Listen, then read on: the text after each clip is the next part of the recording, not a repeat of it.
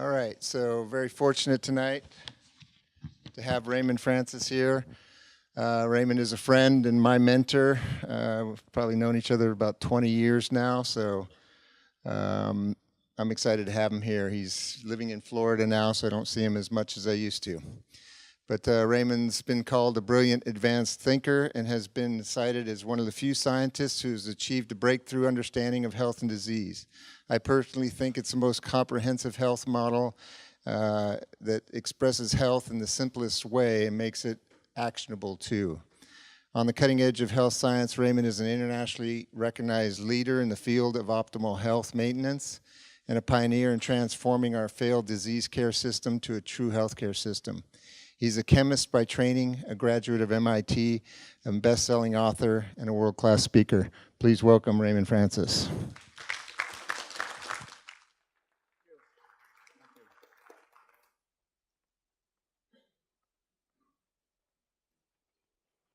Hello, everybody. Can somebody please, I have these little flyers. Can somebody please hand them out? They're on that chair. And I'll give you a slight warning. Last night, when I was speaking, somebody spilled a glass of apple cider on my handouts. So they're a little bit damaged by the apple cider. That's the bad news. The good news is that if you chew on it, you get a delightful cinnamon flavor. So there's always a silver lining to the dark cloud, and I thought I'd be embarrassed handing out my damaged flyers, but they are tasty. And I also brought copies of my latest book, The Great American Health Hoax, and I have a limited number of copies. They'll be available afterwards. They're $15 each.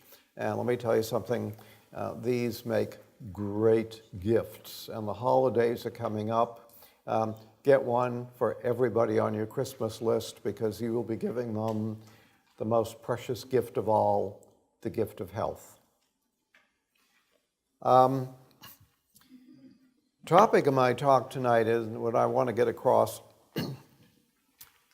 is we have a problem.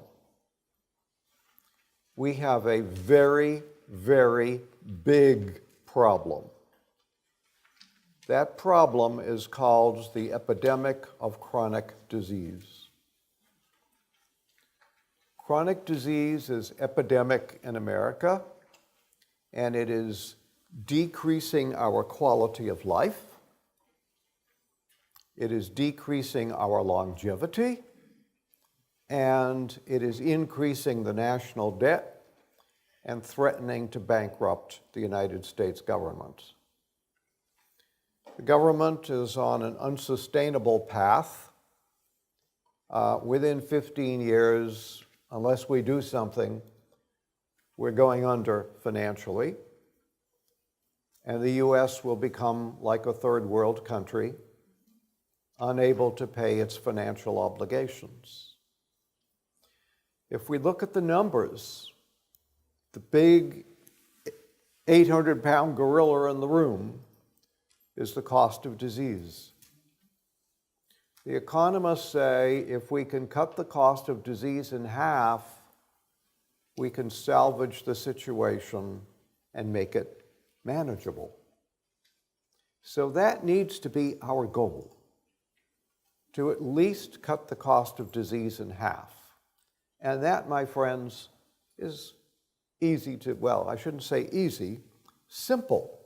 Simple to do, not necessarily easy because of all the political impediments and other impediments to implementing it. But if we want to do this, not only for yourself, because if you're healthy, you will feel better, not only for your family, because they'll have you around longer to enjoy you, and not only for America, so that we don't go bankrupt and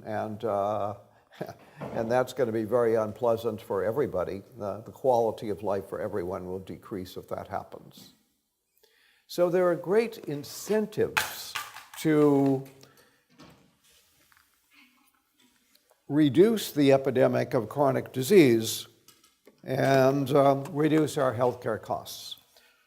So we have to get on with it.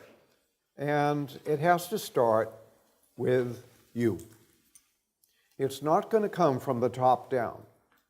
It has to be a bottom-up revolution with individual people deciding that they are going to be healthy and doing that. And that is a challenge because, most people don't really think about health actively. I mean, people are concerned about their health. There's no question about that. But they're not actively concerned about their health. They're not reading books on health. They're not trying to educate themselves. They're not looking at everything that they eat and everything that they do in their life and trying to be as healthy as they can be. Most people just live their life and don't think much about health.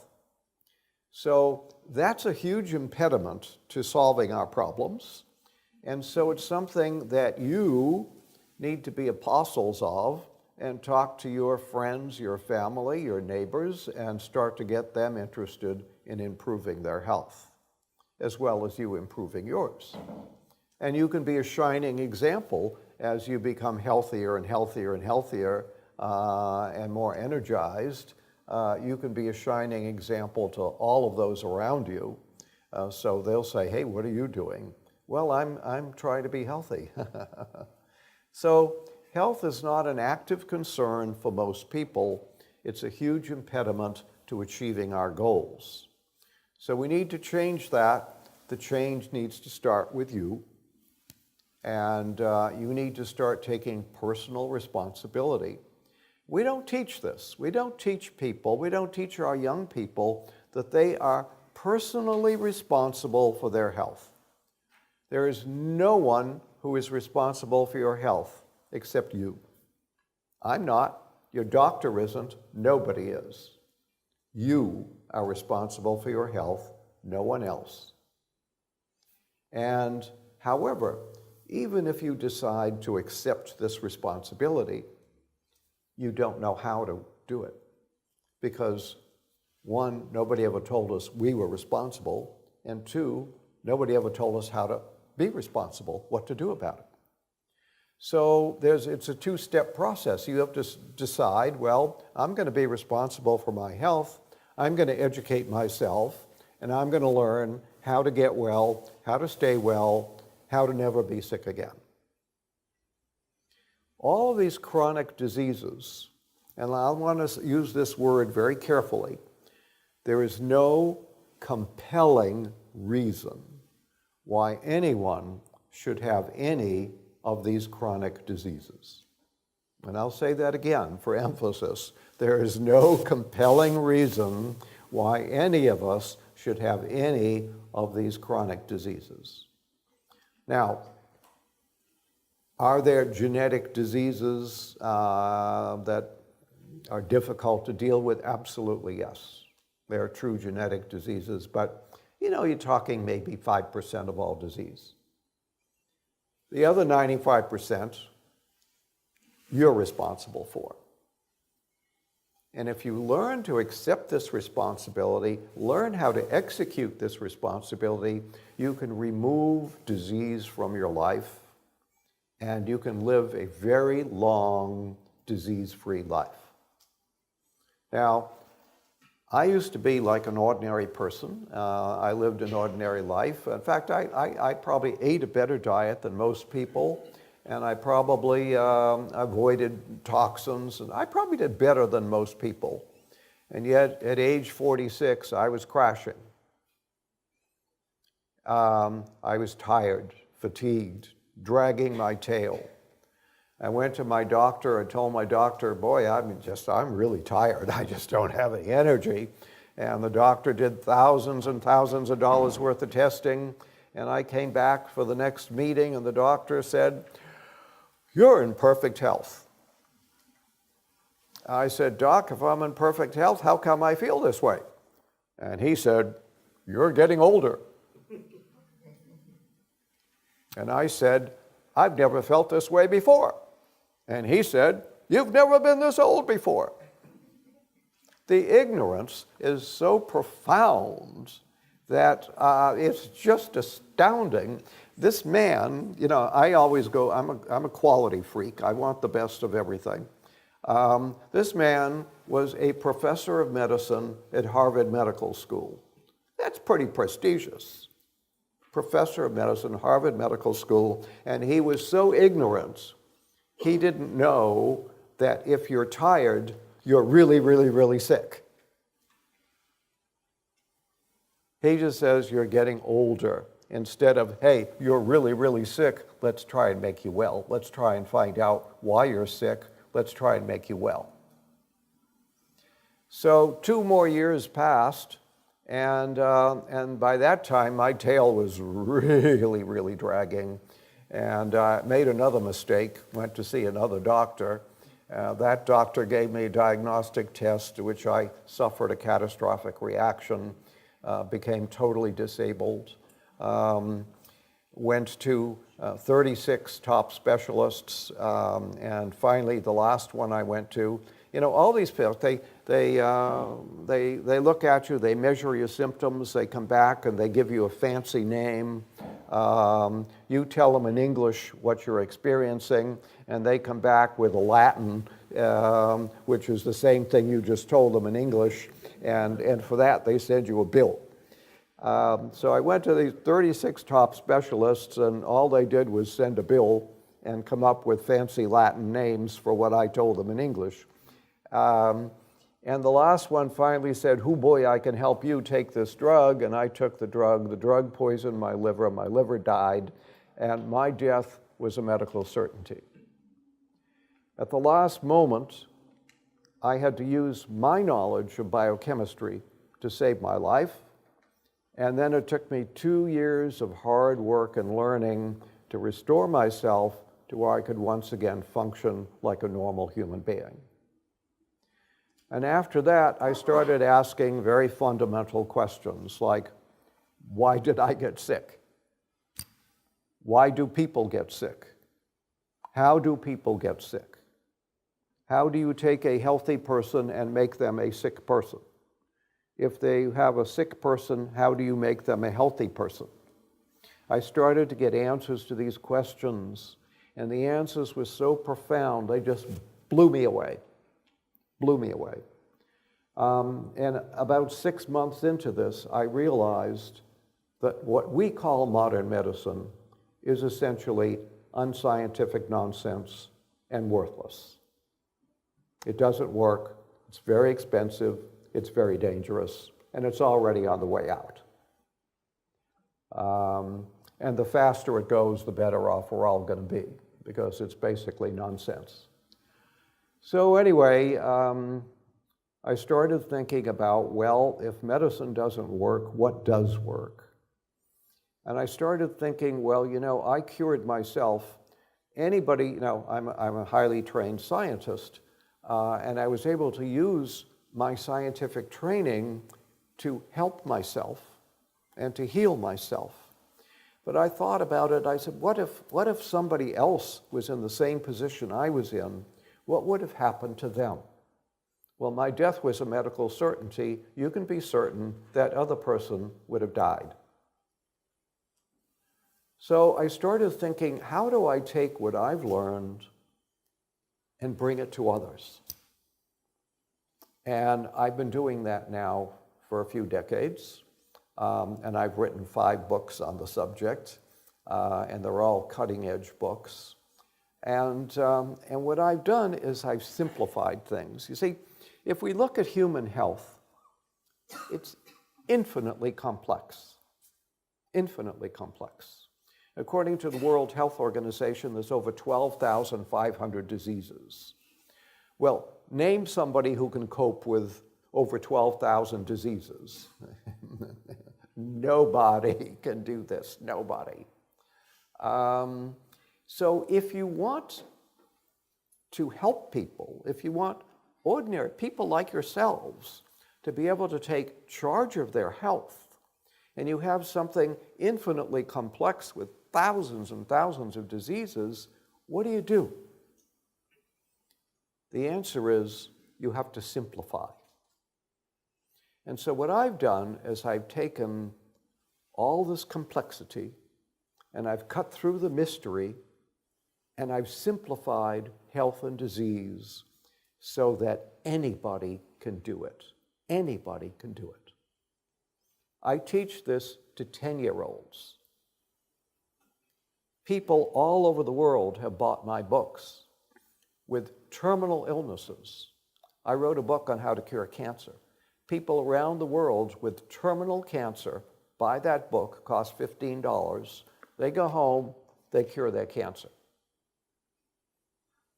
And it's happened all the time. People keep coming up to me, thank you, thank you, thank you. I was here a couple of years ago, and a guy came up to me, and he said, thank you, thank you, thank you, God bless you, God bless you.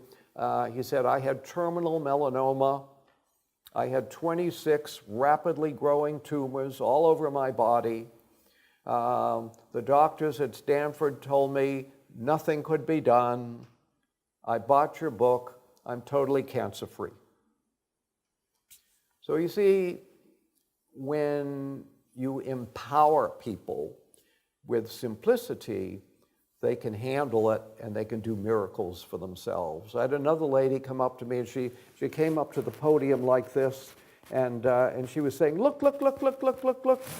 And she got up to the podium and she said, look at my hands, look at my hands.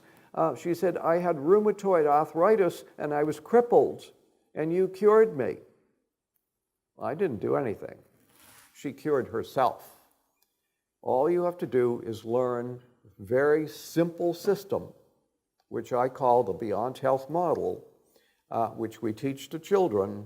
And if you learn this model, the power is so awesome, you can do almost anything.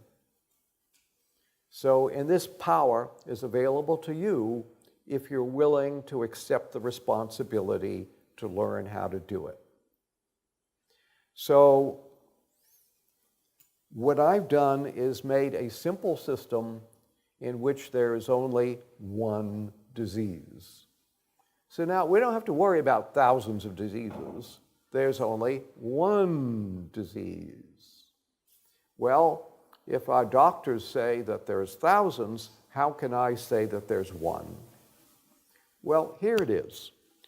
See, all of us are made of little microscopic units of life called cells.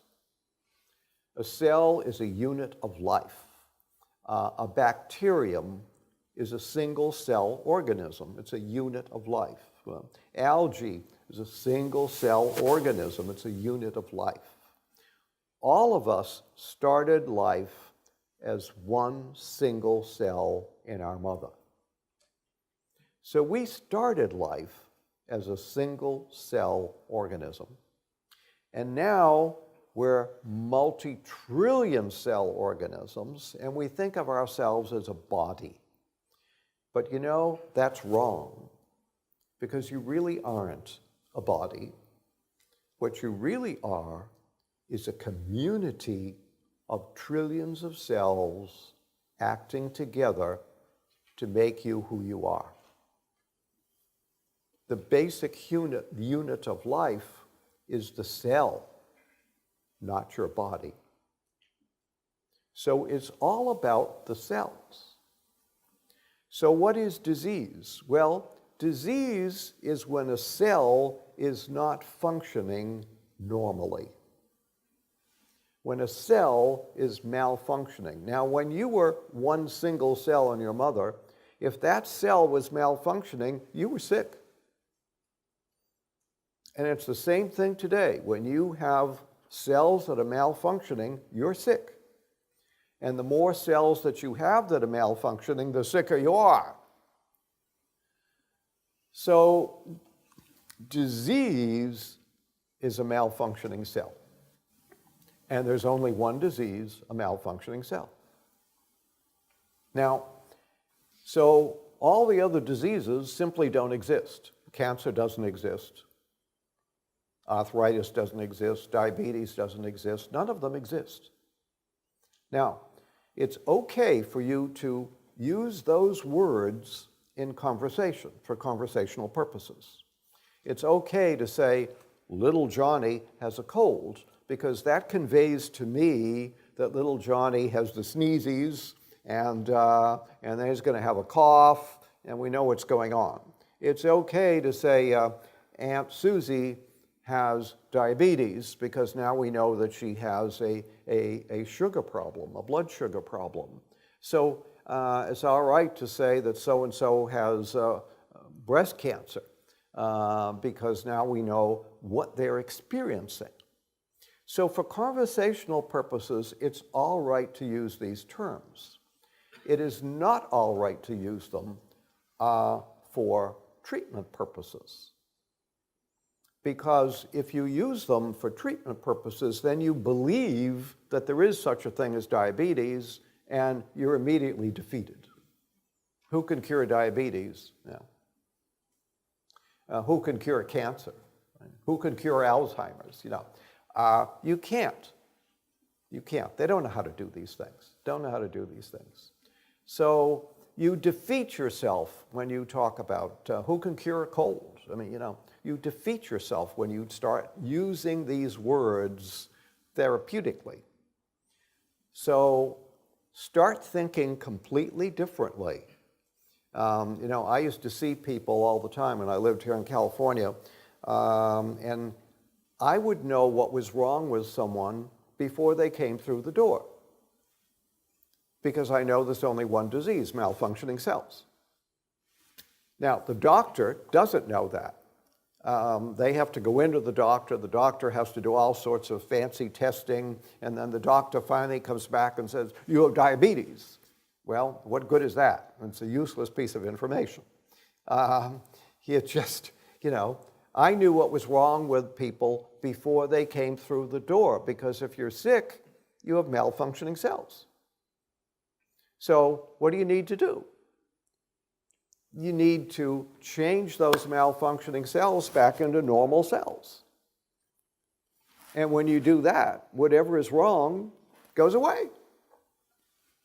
Diabetes disappears, the Alzheimer's disappears, the cancer disappears. It's so simple.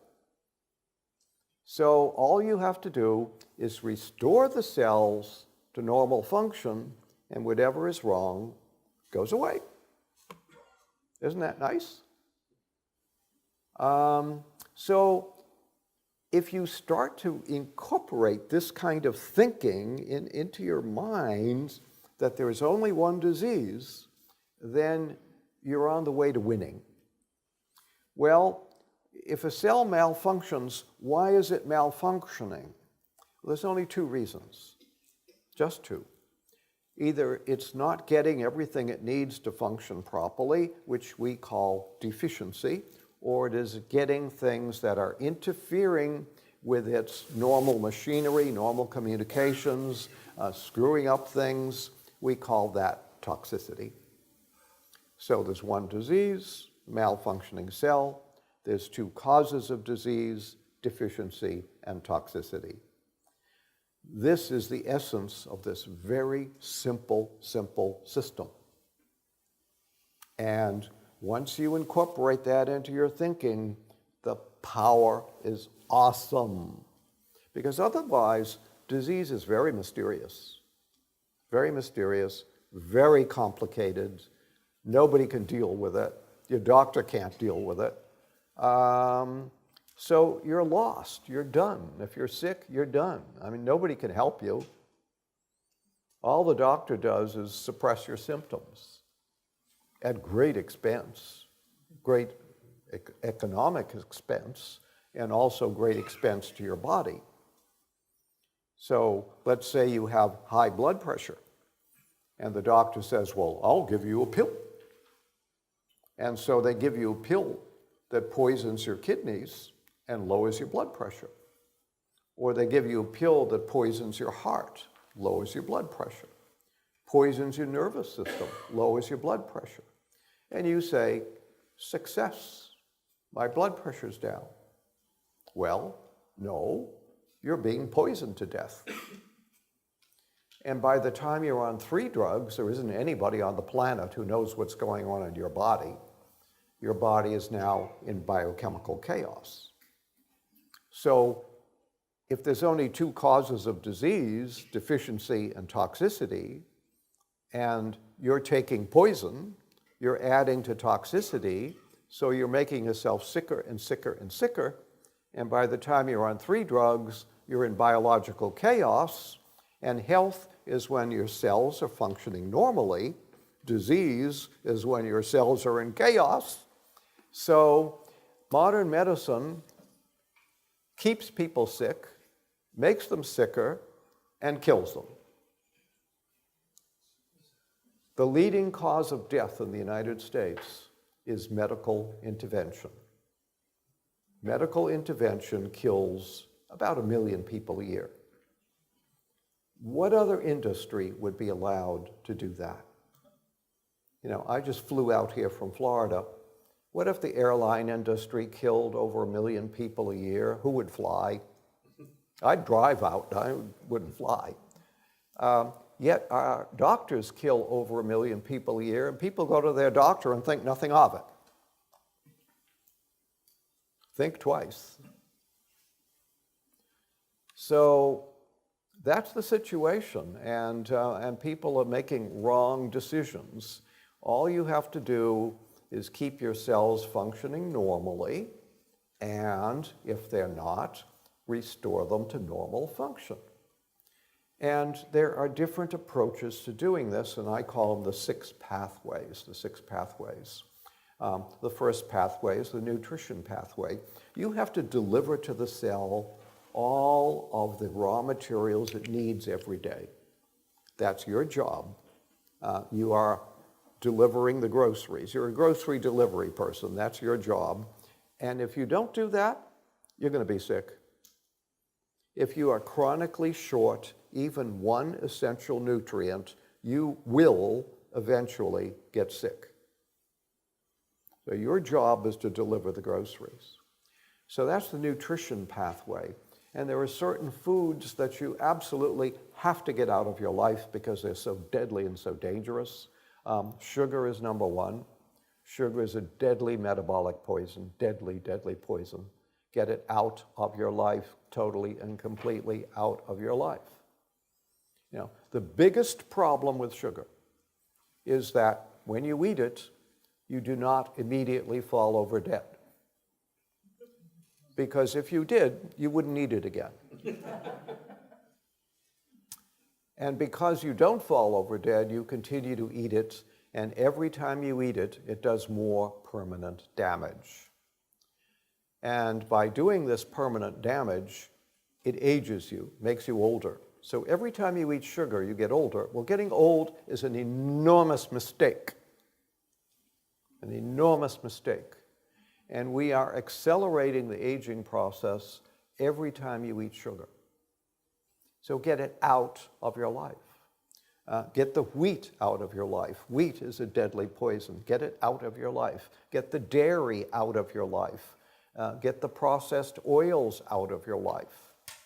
Processed oils. Go to the supermarket, get down the aisle with the oils, look at all those oils. All of those oils will kill you. So don't buy them. Don't eat them. And then walk down a little bit, there's salad dressings made with those same oils. Those kill you too. But it's just a side effect, so if you don't mind dying from them, it's okay. I call them the big 4. The big 4, sugar, wheat, dairy, processed oils. Get them out of your life. That's a big step forward. And then more fresh vegetables. Organically grown fresh vegetables, and you are so blessed here in the Bay Area where you have easy access to organically grown fresh vegetables.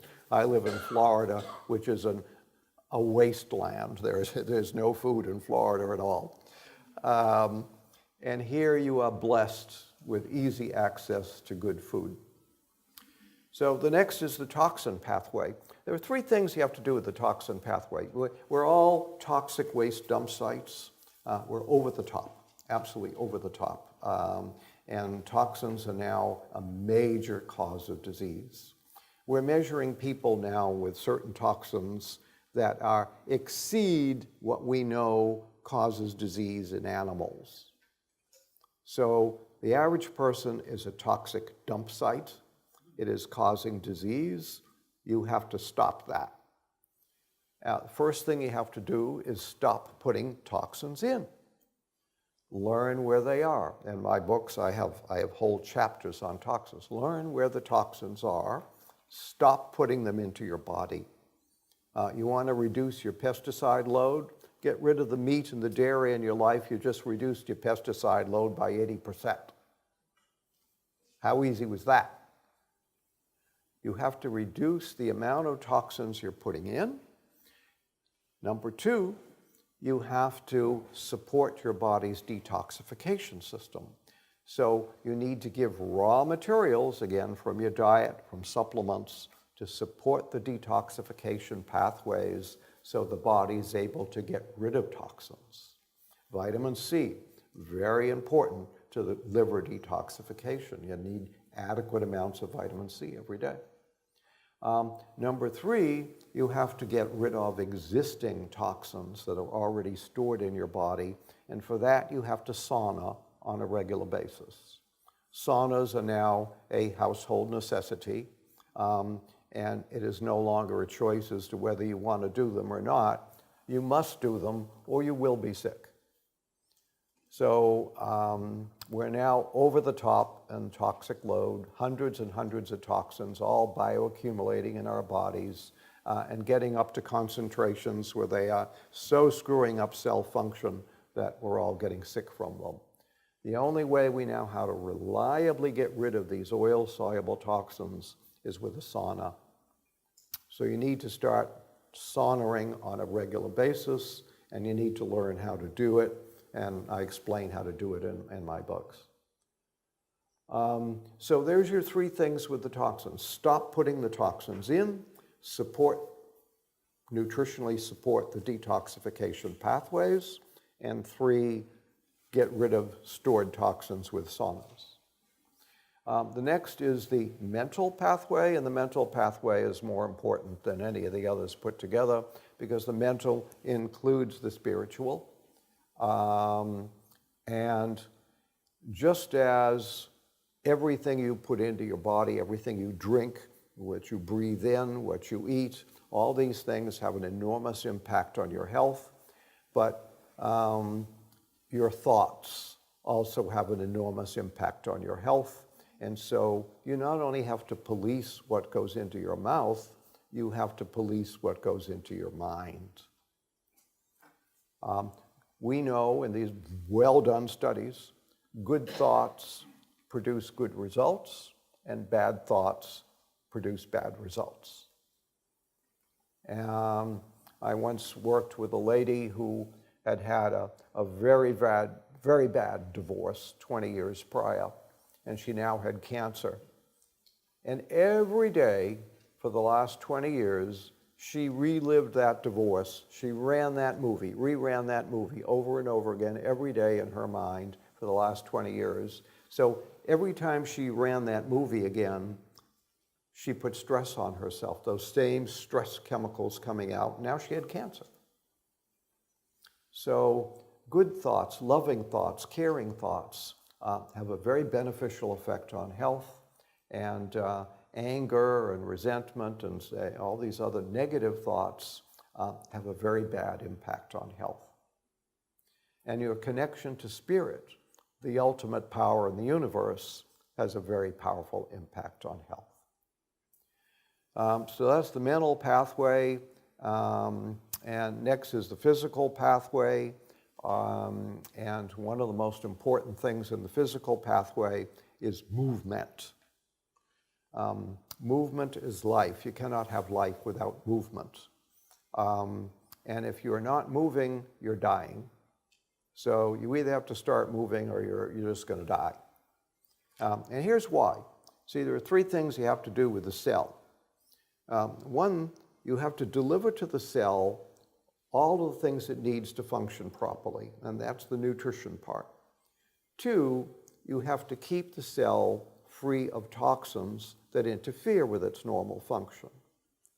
But 3, you have to move and stretch the cell. Because when you move and stretch the cell, you facilitate the delivery of nutrients and you facilitate the removal of toxins. And so we're right back into deficiency and toxicity, and that's why movement is essential. Now, historically, we didn't have to worry about that because historically, we all did something called work. There are still a few people who do work. But for the rest of us, we have to do the dreaded E word. And that is an evil word. And people have all kinds of excuses to avoid that evil. It's raining out. It's too warm out. It's too cold out. I don't want to go out. I don't want to get dressed. There are all kinds of reasons why we avoid the dreaded E word. But there's a way to cheat, and that's with something called a rebounder. And again, I talk about that in my books.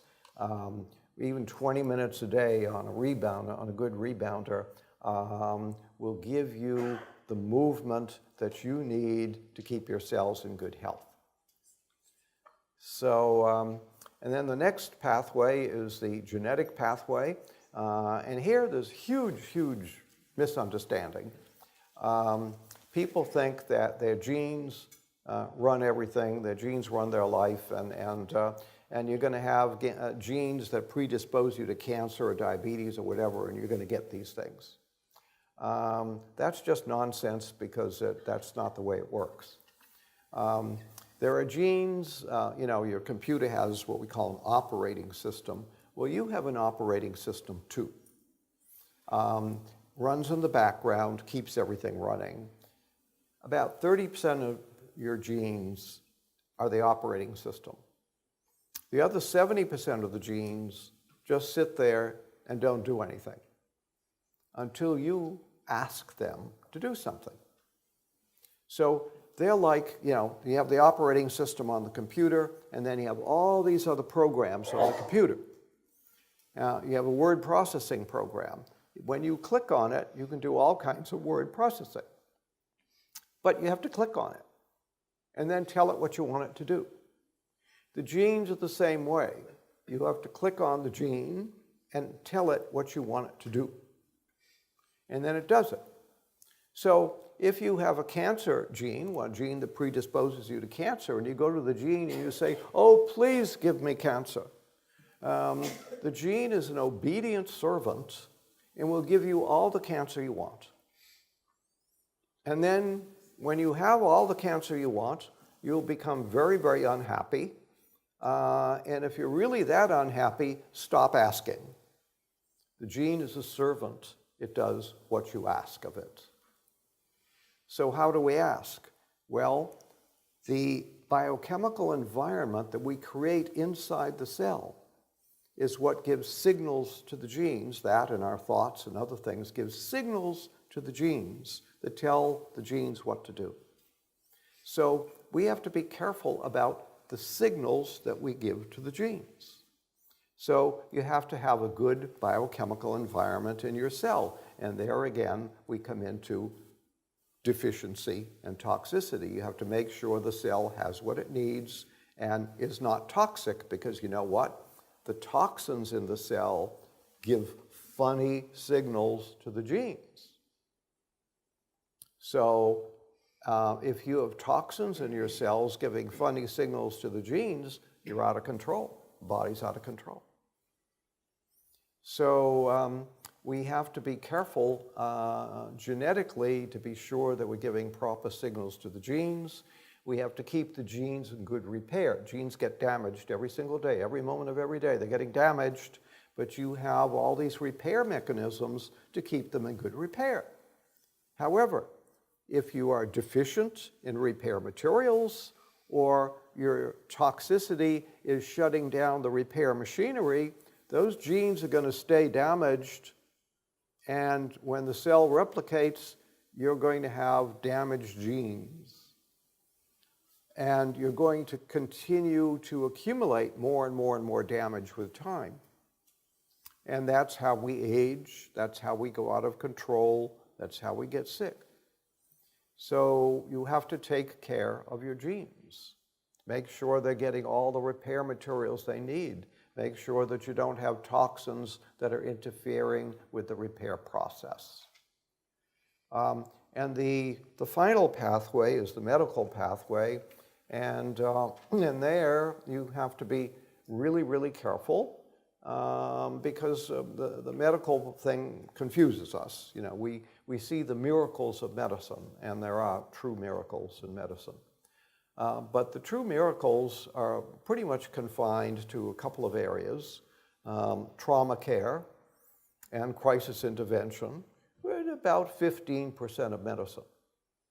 The other 85% of medicine is basically nonsense, and it doesn't work. And so you've got to be really, really careful when you interact with the medical profession. Our doctors are, now don't get me wrong, our doctors are amazing people, they're wonderful people, they're caring people. You know, I was in the Army, and we had medics in the Army, and medics are not MDs, but they're highly trained professionals. And these people, you know, if someone was injured, they would be the first to run to them, to their aid, and they would risk their lives. They'd risk their life to go help somebody else who's injured. And they'd try to stop the flow of blood, and they'd try to comfort them. These are good people. So our medical people, for the most part, not all, but for the most part, are good people. They're caring people, and they take risks to help others. The problem with our medical doctors is that these very good people make the biggest mistake of their life, and they go to medical school, where they are taught, essentially 85% of what they're taught is unscientific nonsense. And then they're cut loose on the general population to practice unscientific nonsense. Well, it doesn't work. And that's why people stay sick, that's why they get sicker, that's why the costs keep increasing, and that's why medical intervention is the leading cause of death. So be careful, the medical. So those are the 6 pathways. Learn to master the 6 pathways. There's 1 disease, there's 2 causes of disease, there's 6 pathways to disease. This is a simple system that if you learn to master it, you can keep yourself healthy. Now, here at age 48, I almost died. My death was a certainty. I'm now age 80, and I have boundless energy. I never get sick. In the last 32 years, I've had 3 health problems. I had 3 colds. In 32 years, I had 3 colds. And I have a very good excuse for each cold. There's no excuse for having a cold. It's totally irresponsible, and it ages you. You don't want to get old. You just don't want to get old. I have the arteries of a 22-year-old. So my probability of having a heart attack or a stroke is that of a 22-year-old, not an 80-year-old. I'm cancer-proof. So you can make yourself disease-proof. You need to reduce your biological age. You see, we have no control over our chronological age. Every year on our birthday, we get a year older. But we do have control over our biological age. And it is extremely important that you keep your biological age substantially younger than your chronological age. We're not doing this. A few years ago, we did a study of 10-year-olds. The average age biologically was 45. So when you're measuring 10-year-olds who are 45 years old, what are these kids going to be when they're 50? You know, maybe dead. This is the first generation of American children that will not live longer than their parents because they are so old and so sick. I've got a friend, a doctor who works with aging. He measures 30-year-olds who are 80 years old. See, we got it turned around. You want to measure an 80-year-old who's biologically 30, not a 30-year-old who's biologically 80. So we're out of control here, and we've lost control of the repair process. You see, the body is a self-repairing system, unlike your car. Your car just wears out, and you have to keep replacing parts. You don't wear out. You're a self-repairing system. So all the wear and tear you put on you every day, you go to bed at night, gets repaired, and you're as good as new in the morning, only we're not, because we aren't giving ourselves the repair materials, and we're poisoning the repair machinery. And so because we don't have the repair materials and the machinery isn't working right, you wake up in the morning with a repair deficit. You haven't repaired all the wear and tear from that day. And then tomorrow, another repair deficit, and the next day, another repair deficit. And pretty soon, you need a hip replacement or a knee replacement, or, pretty soon, you're falling apart for lack of repair. And you're getting older and older and older and older instead of younger. You have to go back into the repair mode and start becoming younger. If you do it right, almost anybody can be 10 years younger in 1 year. The best I've ever done, I had one man who became 20 years younger in 1 year. So you've got to start working at it. You've got to start somewhere. You've got to start becoming biologically younger and keep your biological age under your chronological age.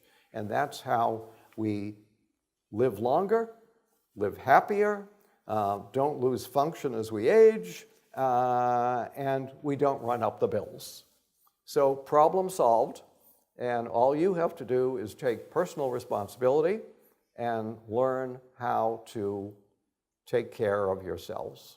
And when you do this, we all win. You win, your family wins, America wins, and it's not that difficult to do. And my books are going to be available for $15. I'll take any questions. Do I have time for questions? How am I doing on time? That clock is wrong. That clock is wrong? Oh, okay. It's not set back. Well, it didn't fall back. Yeah.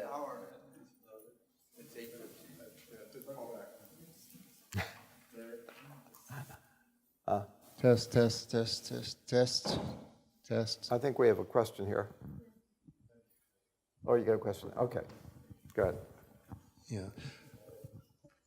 I'd like your opinion on coconut oil and butter, especially grass-fed, no hormone, no antibiotic cow butter. Uh-huh. I hear a lot of negatives about oil. You said don't touch oil, but I'm just wondering what you think about coconut oil. Good coconut oil, and again, not easy to find. I make my own, by the way, and it's available on my website. Good coconut oil is a very healthy food, and good butter is a very healthy food. Both are difficult to find, but they're healthy foods. Of course, like anything, don't do them to excess, but they're healthy foods. How do you measure biological age? How do you measure biological age? Well, there are different approaches. For one thing, there's, as you may know, the little ends of your chromosomes called telomeres. Ever heard of telomeres? Well, the length of your telomeres is an indicator of your age. And as you age, the telomeres get shorter and shorter and shorter. And finally, they get so short, everything unravels and you die. So the length of your telomeres is one indicator of age. There are hormone measurements that indicate age. There are other biological chemicals that enter age. We measure my arteries by using something called a Doppler ultrasound test. And that listens, basically what it does is it listens for noise in your arteries. The more clogged your arteries are, the more noisy they become. And also measures the elasticity of your arteries. If you're young, your arteries are elastic. If you're old, your arteries are hardened. So by listening for the noise and measuring the elasticity, you can come out with a calculation as to the age of the arteries. And so there are different approaches to measuring biological age. But people are doing a lot of this now regularly to measure biological age. Can you talk a little bit about stress? If I have a job, I lose my job, I become very stressful, I cannot find a job. This will affect my health. So can you talk a little bit about how to deal with stress? How to deal with stress.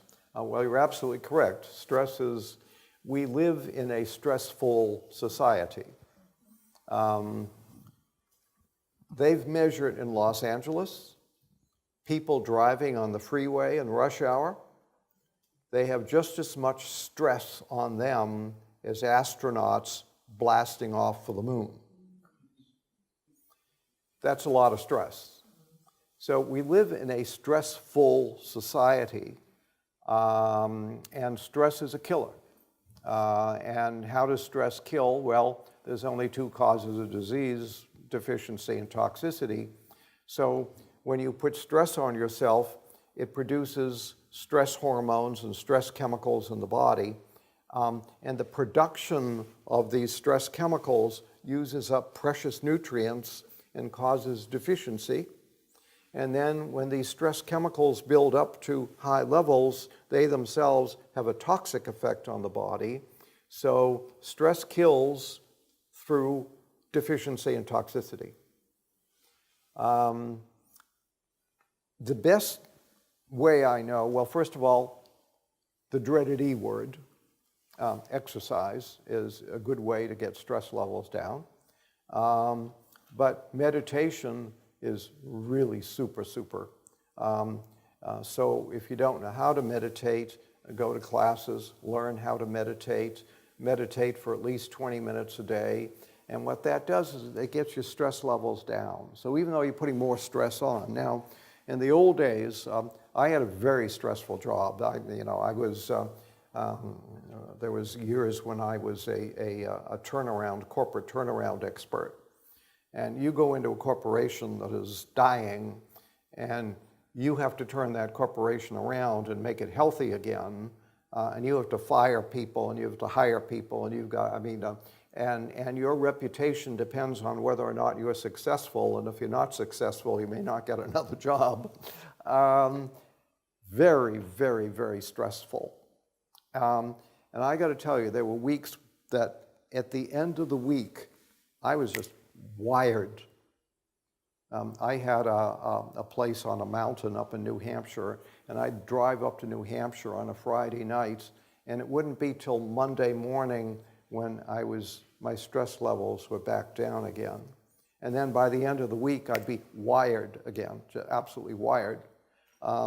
It's a killer.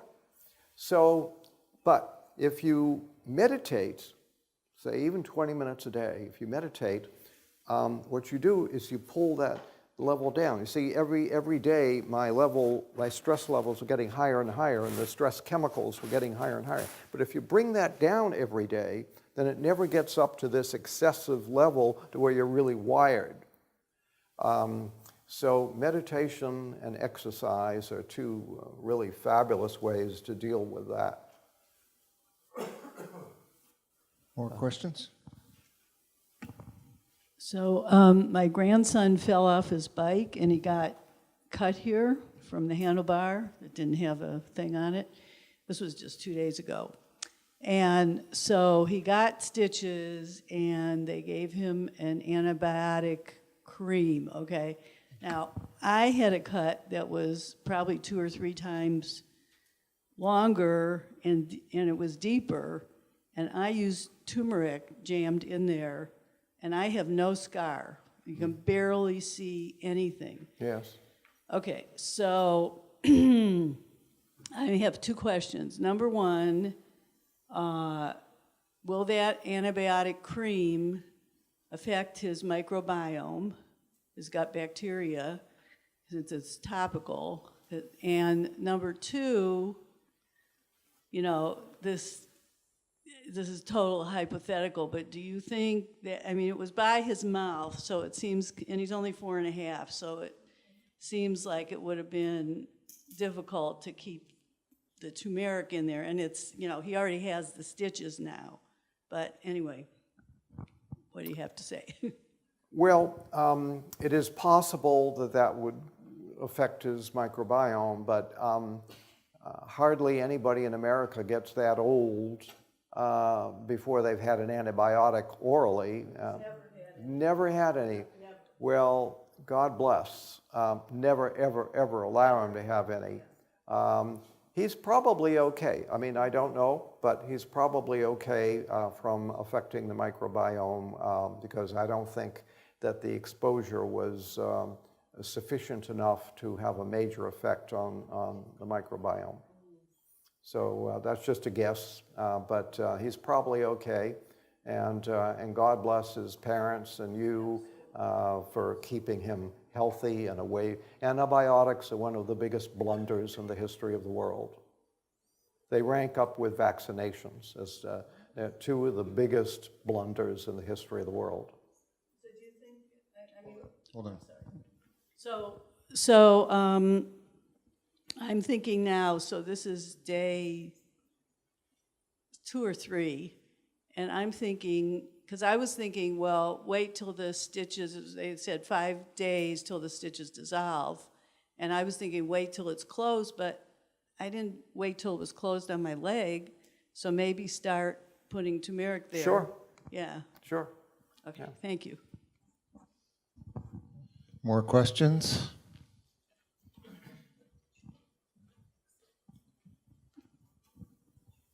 My question is, what's your take on a ketone diet? On the which diet? Ketone. Ketogenic? Wherein you eat more fat and then like 70% fat and then 20% carb and 10% protein. I don't have any problem with it. I think it's perfectly okay. But, you know, there are so many diets. People all over the world have thrived on many diets. Eskimos eat a different diet than South Sea Islanders, and South Sea Islanders eat a different diet than Australian bush people, and Australian bush people eat a different diet than desert nomads. And so humans have thrived on quite a varied diet. So it's hard to say what's best. But if we look at all of these diets and try to find, well, what's a common denominator? Well, the common denominator is they're all eating real food. They're all eating food that nature produces, and they're eating it fresh, and they're not eating any sugar. There's the absence of sugar and the absence of processed foods. So the most important thing to do is not eat processed foods, not eat sugar, not eat the big four, and then, you know, fresh fruits and vegetables and nuts and seeds. And, you know, it's hard to say what's the best diet for a human being. And we're all different, and we've thrived on different diets. So if somebody wants to go on that particular diet, well, God bless. No, it's okay. But stay away from the big four, stay away from the bad stuff. Get the sugar out of your life. And that's it. I can't repeat that often enough. It's such a deadly poison. Yeah, I was listening to Dr. Joel Wallach, the Dead Doctors Don't Lie doctor, not too long ago, and he was telling a story about how Jerry Lewis brought the Muscular Dystrophy Association the cure for muscular dystrophy, and they fired him. Oh, They didn't put it out. They don't want any cures. They just want the research money coming that's in. correct. There's no reason for any of these people, the Heart Association, the Cancer Association, the Diabetes Association, there's no reason for any of these people to want a cure, because if there's a cure, they're out of business. I do not give a dime to cancer research because it's all wasted. Linus Pauling once said, most cancer research is a fraud, and it's a jobs program to keep people employed, and they just go round and round and round in circles, and they keep announcing great breakthroughs and great discoveries, and which never pan out, but they keep announcing new ones to keep you going.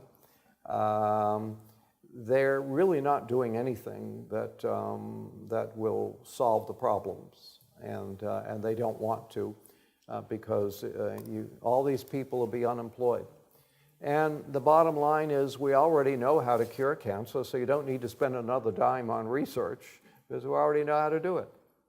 So, I'd like to dig into that sugar comment a little bit. At the cellular level in the mitochondria, in the metabolic cycle, a glucose atom is split in the first step, so it has to have glucose, and it generates ATP, and with maybe 10 or 12 other steps. ATP is the energy molecule that runs everything. Right. And it runs on both sugar and fructose both. That's part of the cycle if you take a look at the biochemical pathways. So staying away from sugar, if somebody literally said that, they never eat any fruit, they'd have to stay away from a lot of vegetables because there's sugar in the vegetables. Sugar, the definition, so could you please be okay, more careful to define what you mean by sugar? Yeah, well, the commercial definition of sugar is refined sugar.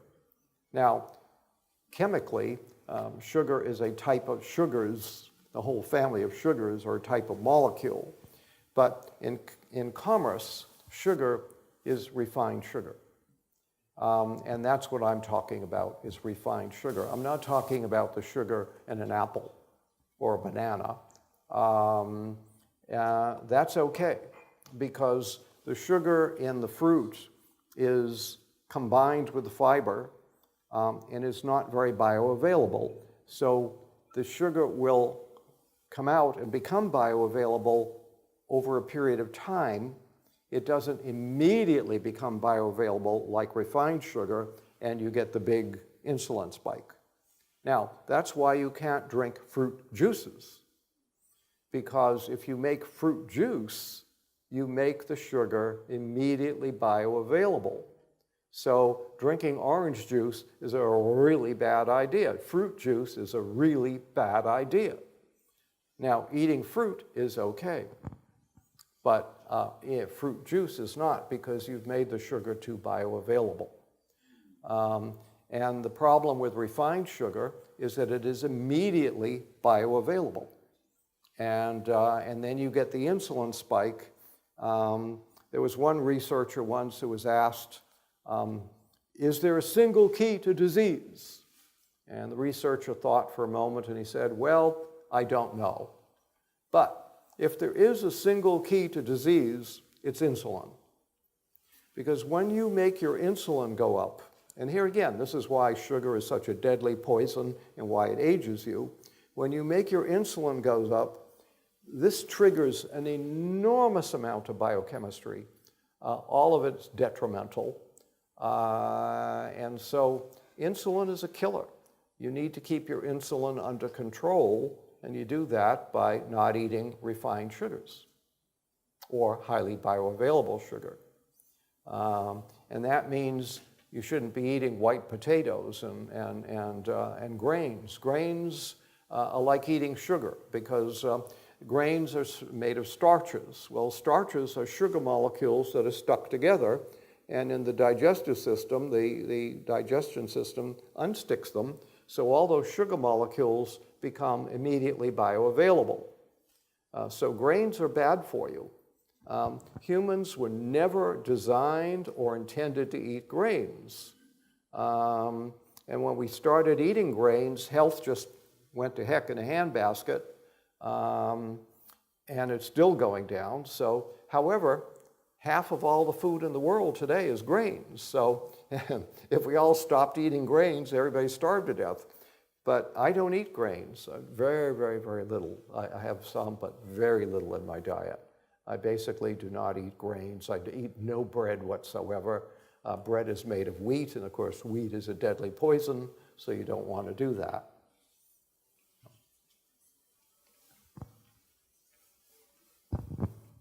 More questions? Okay, I didn't know who raised their hand first. You made some comment early on about medicine, the practice of medicine changing. I don't remember exactly what you said, but I'm hearing that a lot of doctors are bailing on the current medical system and becoming like functional doctors or integrative doctors. Mm-hmm.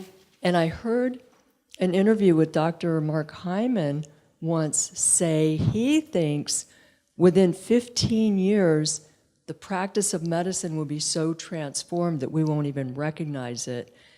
I think that would be a good thing, but do you have any sense of, is there that much change going on in the medical system? Well, I think Mark is being a little optimistic on that. He's very gung-ho on the subject. I think he's being a little optimistic on how fast the change will happen. But basically, what we call allopathic medicine is about 100 years old. Ayurvedic medicine's about 6,000 years old. Chinese medicine's about 5,000 years old. Allopathic medicine's 100 years old. It's already on the way out because it's basically stupid. And it doesn't work. And it's very dangerous. And a few years ago, the National Academy of Sciences, the Institute of Medicine at the National Academy of Sciences, which is pretty prestigious, issued a report and said that the medicine we have is now so far behind the science that it is impossible to bring it up to date. And it said that we have to take the medicine we have and discard it and start over. And my books start over. This is a whole new system of medicine with one disease and two causes of disease. So we need to start over, but in the meantime, you have to understand that the medicine being practiced by most physicians is a pretty stupid form of medicine, and it's on the way out, so be really, really, really careful. Don't allow yourself to be damaged by it. Where did we ever get the idea that we can help a sick person if we give them poison? Yeah. And a prescription drug is a toxic chemical, in other words, it's a poison, that is specifically designed to poison some aspect of your body chemistry in order to suppress a symptom. And you do suppress the symptom. Well, you lower your cholesterol. Wonderful, right? Yeah, but your liver is being poisoned, and you're going to get cancer, and you're going to get diabetes, and you're going to destroy your brain, and you're going to destroy your muscles, and you're going to lower your immunity. But those are just side effects. So, it's a pretty stupid system. But it makes enormous amounts of money, and the drug companies have enormous power because they have so much money. And I think Mark is being a little bit optimistic about the 15 years because there are billions and billions of dollars betting against him. You said something about vaccination earlier. Yes. And I was asked a couple of times by two different doctors in the last couple of weeks, did you have the flu shot yet? And I said, no, I don't believe in flu shots. So is that the right attitude that I have? Yes, God bless you. Flu shots don't work. Yeah. In fact, there are some studies that show if you have a flu shot, your risk of getting the flu actually increases. And every flu shot will do permanent damage to your body. So you're permanently damaging your body, permanently damaging your immunity, permanently damaging your nervous system in exchange for little or no protection whatsoever from the flu, and maybe even increasing your risk of getting the flu. So is that a good deal? I don't think so. So you're pretty smart. Your common sense is working for you. Keep it up.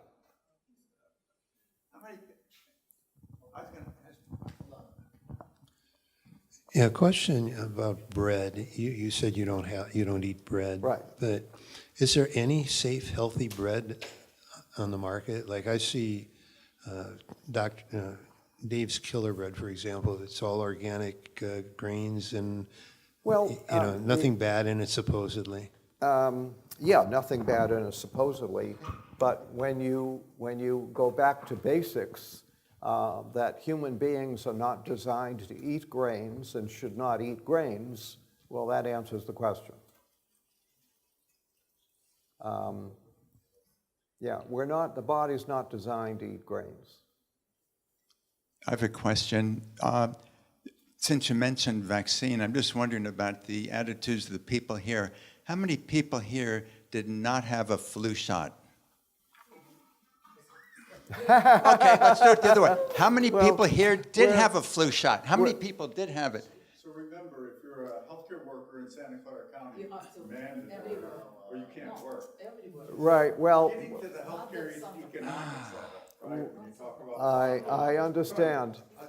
You need to find a friendly doctor who'll sign off on it. You know, it's amazing. I go around the country. I was in, where was I? I was in Minneapolis, St. Paul, lecturing, and we talked about vaccinations. And afterwards, this group of women came up to me, and they said, "Thank you for saying the things that you said. We don't vaccinate our children. We have a doctor who signs off and says that they're vaccinated, but we don't vaccinate the kids.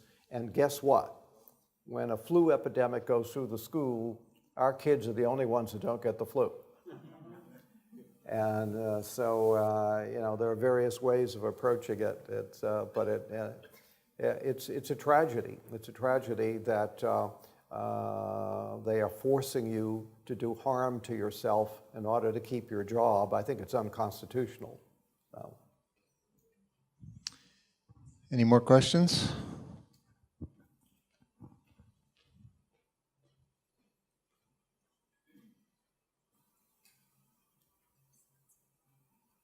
Is the main problem with dairy the hormones given to the cows? Is dairy okay if they're, grass-fed or buffalo meat?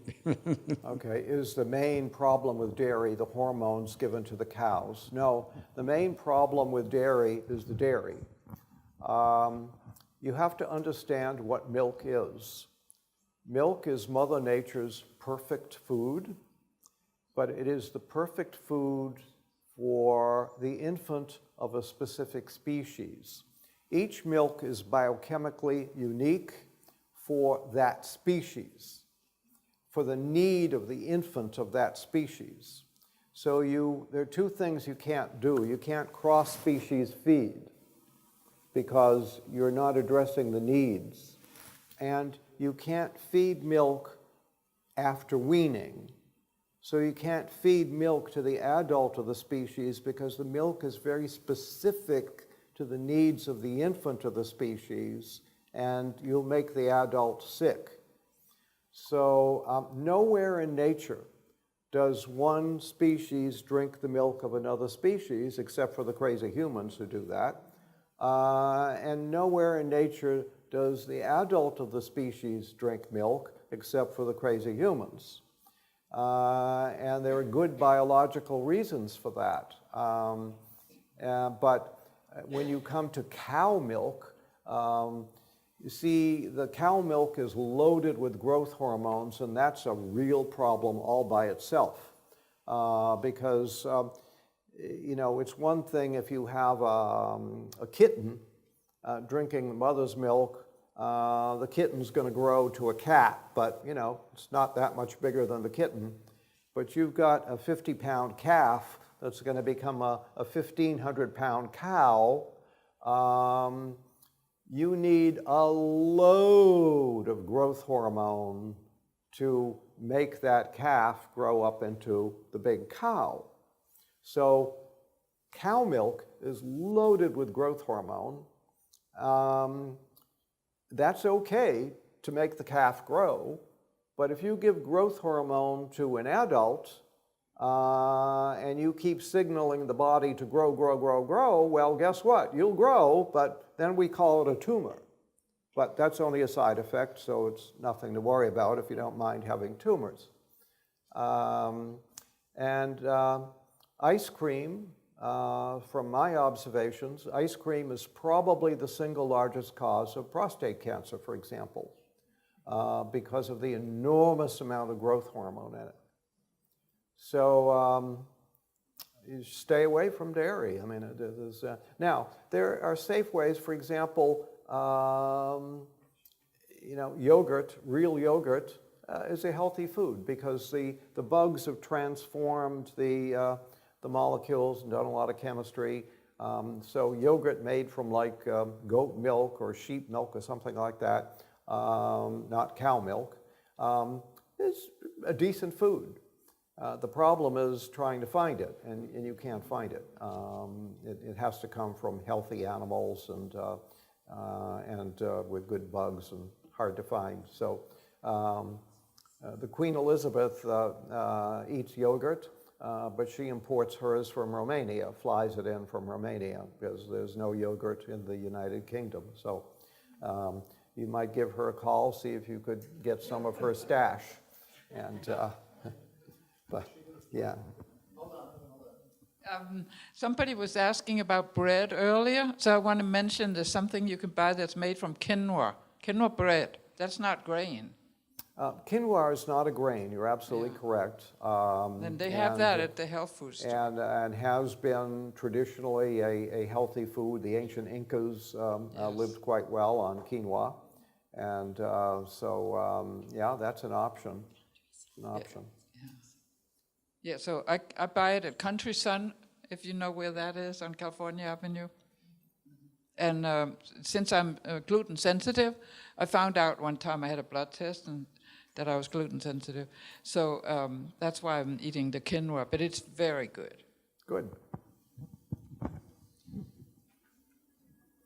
Who had the, there we go. If species don't cross over with milk and yogurt made from cow milk is not good, why is sheep and goat milk okay for yogurt? Because the chemistry is very different. For example, the chemistry of cow's milk, the proteins in cow's milk are radically different from human milk. Radically different from human milk. So a human being has a very difficult time processing cow milk. Goat milk is, the chemistry of goat milk is much closer to the chemistry of human milk and is much easier for the body to process. Thank you. So she was asking about the yogurt made from it too, though. well, it's the same thing. The yogurt is, if you make it from the goat milk, you can't make it from the cow's milk.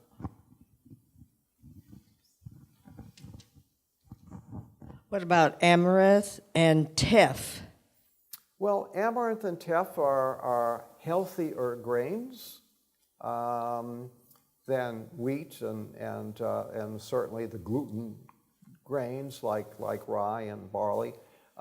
However, they're still grains, and humans were never designed to eat grains. So, however, you know, again, half of all the food in the world is grains. So if you want to have a little bit of teff and a little bit of amaranth in your diet, and go ahead. What about ghee? G-H-E-E? Ghee? Ghee. G-H-E-E? Yes, if it's organic and comes from a good source, sure, ghee is perfectly acceptable in the diet. And of course, as you know, it has a wonderful buttery flavor. So if you want to add a buttery flavor to something, a ghee is very acceptable. Okay, thank you.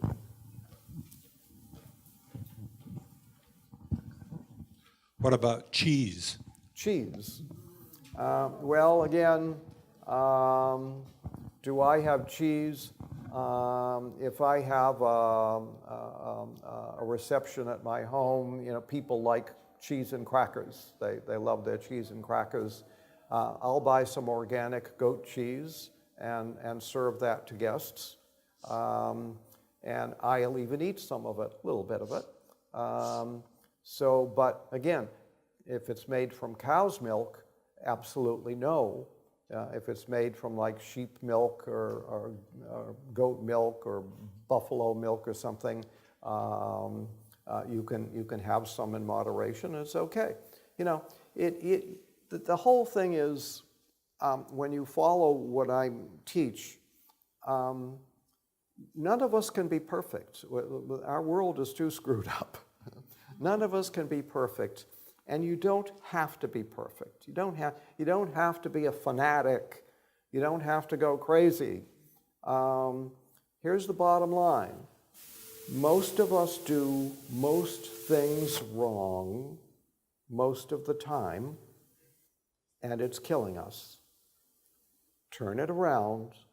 Do most things right most of the time, and it will be like a miracle. You don't have to be perfect. You don't have to be a fanatic. Just do most things right. Simple. What about kefir? Kefir. Again, it depends on the source. Kefir is okay because the bacteria alter the composition of the molecules, and so if it comes from a good source. But again, not from cows. Not from cows. Hi, you mentioned earlier on your conversation about starches and the kind of how they're not good for you. What is your opinion about prebiotics and cold starches, like cold rice, for example, as a prebiotic and the beneficial qualities of that? Well, people are packaging and selling prebiotics now. We all eat prebiotics. We call it food. And now people are taking specific molecules out of the food and putting it in bottles and selling it as prebiotics. Some of them work. I'm not against them. I think it's perfectly okay. But some of them you have to be careful of to use only for a short term and not for a long term, because if you use them long term, you can actually cause the overgrowth of things you don't want to overgrow. But prebiotics can be very helpful in certain cases. So. Okay, we've got to wrap it up for Raymond here, so let's give him a round of applause.